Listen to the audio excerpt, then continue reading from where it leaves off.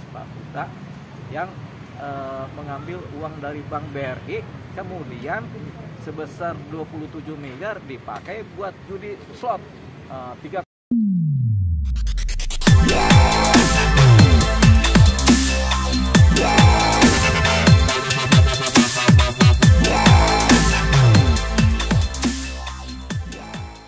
suaminya seperti apa? Konsultasi dulu atau gimana? Ya tentunya begini, ini kan Mbak Lia mau cerai, mengajukan gugat cerai. Sudah kita siapkan dokumen-dokumen gugatannya, tapi kemudian kita harus konsultasi. Selalu ada konseling dulu nih di dalam nih, tentunya kita siapkan.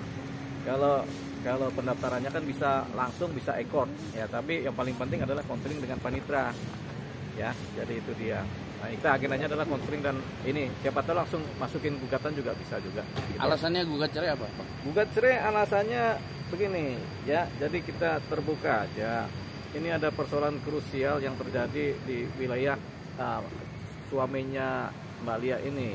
Siapa namanya suaminya? Munawir Najib. Munawir Najib, panggilannya Huta. Nah, Huta ini dia kepala cabang di Bank BRI. Kepala cabang di Bank BRI cabang Tondano Manado di Sulawesi Utara. Dia ini kena judi online. Jadi judi online, jadi uang Bank BRI ini dipakai 27 miliar buat main, begitu ya?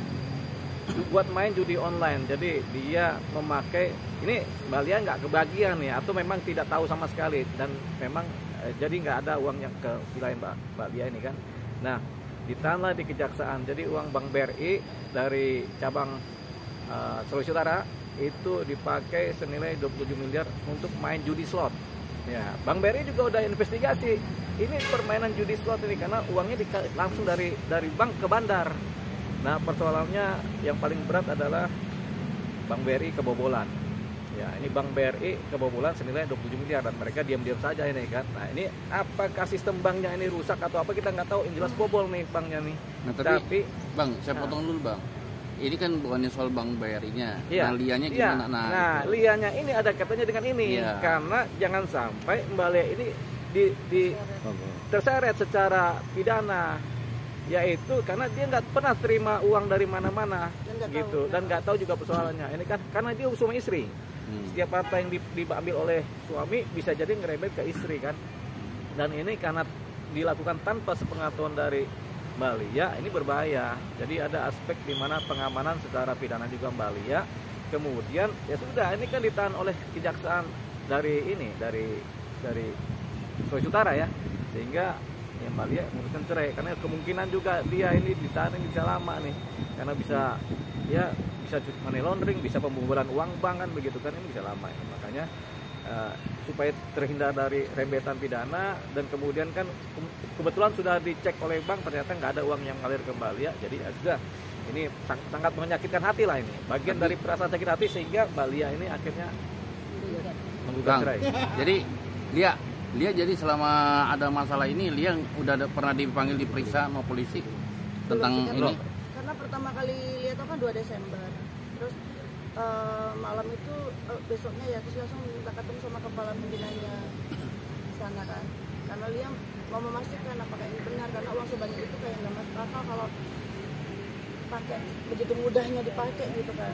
Tapi pimpinannya memang sudah memastikan dan saya bilang saya siap diperiksa 24 jam setiap hari, saya siap bahwa saya tidak tahu apa-apa dan bisa dibuka rekening koran saya.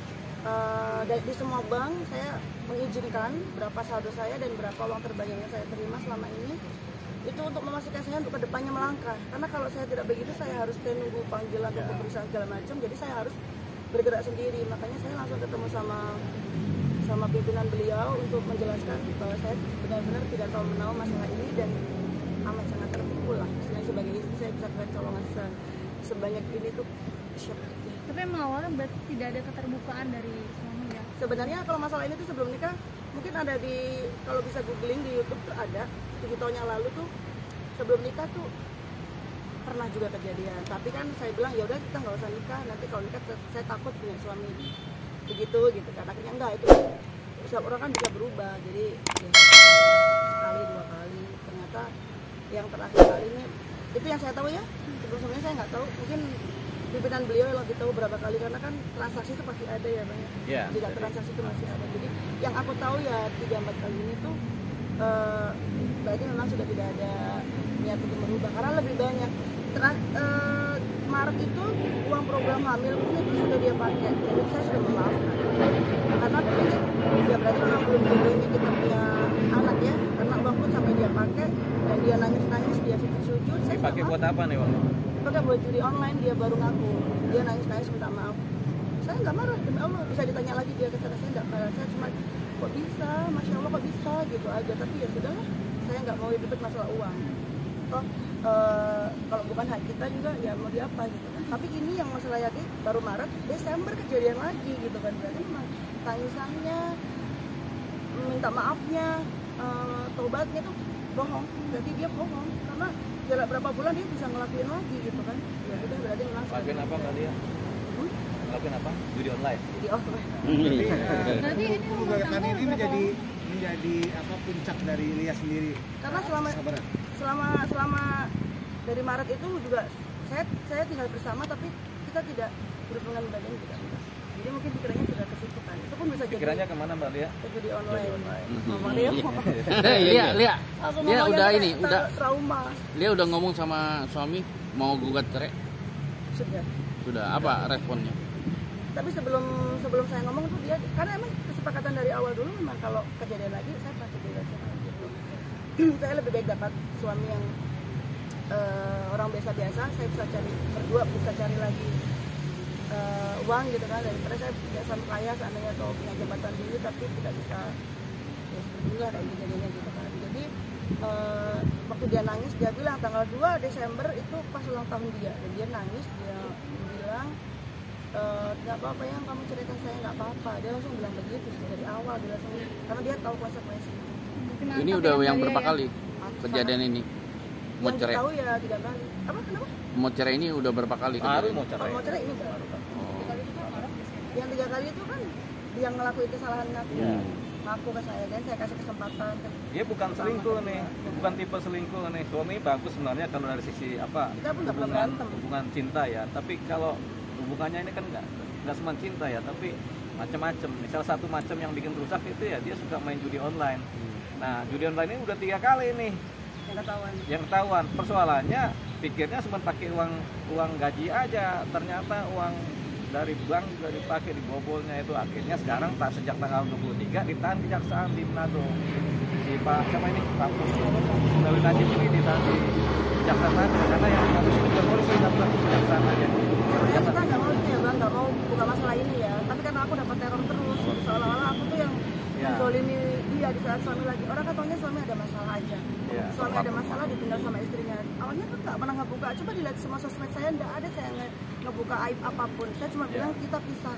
Saya udah pisah, saya sendiri situ aja. Tapi karena pihak mereka meneror saya tertekan gitu kan. Jadi harus ya Bang Rio bilang ya sudah, kita harus buka-bukaan kalau kayak gini, karena kalau enggak pasti kamu yang kena deh gitu kan. Awalnya saya nggak mau ngebuka ini karena ya ngapain saya buka aib, ujung-ujungnya cerai juga kan. Dia tuh nggak pengen cerai, udah saya kemarin juga bawa media, nggak usah, saya sebenarnya itu status saya itu cerai gitu saja. Tapi dari keluarga dari pihak mereka tuh kayak nggak terima ditinggalin gitu kan, dan mereka nggak tahu bahwa penyebab perceraiannya tuh seperti ini. Mereka pikir selingkuh atau apa, enggak. Ini kalau selingkuh masih kasih maaf lah ya kan, berarti memang sayanya harus introspeksi dengan diri saya, mungkin saya kurang cantik, kurang gini, kurang seksi sebagai perempuan gitu.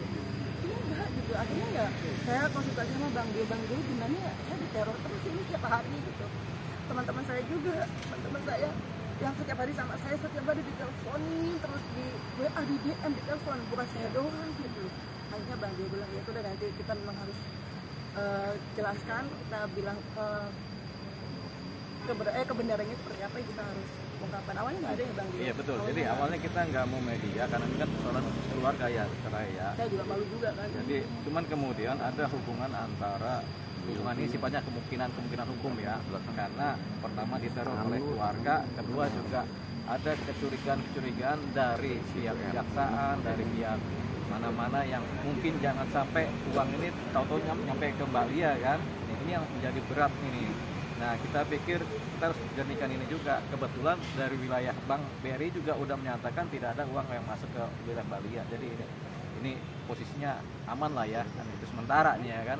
Nah, tapi kalau nggak kita buka ini alasan cerainya ini tentunya berbahaya juga, karena desas-desus di wilayah Sulawesi Utara tuh udah tinggi banget nih. Ada urusan apa nih Mbak Lia dengan suaminya nih kan, gitu kan. Nah itu dia. Nah sekarang kita suka apa sih penyebab ini bercerai dan kenapa ini harus disampaikan secara transparan ke media supaya nanti tidak timbul kesalahpahaman.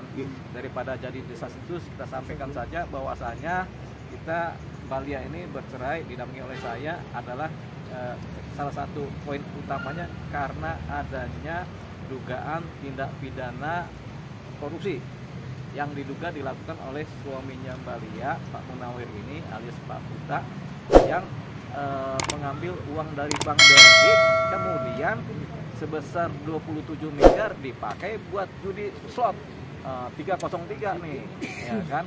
Nah ini kemudian Mbak Lia nggak tahu sama sekali. Nah, kemudian dicek ke bank juga lewat pimpinan bank memang tidak ada uang yang mengalir ke rekeningnya Mbak Lia gitu. Nah, tapi desas-desus ini kan tinggi di wilayah Sulawesi sana kan, sehingga mau nggak mau Mbak Lia harus memutuskan bercerai, menghindari kemudaratan. Yang kedua kemudian menjadi terang bahwasanya apa penyebab bercerainya. Kalau cerai karena selingkuh mungkin nggak sampai ke media ini kita nggak ceritakan kan, tapi karena ini cerainya karena judi online, salah satu penyebab rusaknya bangsa ini kan judi online ya. Kebetulan saya nggak pernah ikut judi online atau teman-teman ya.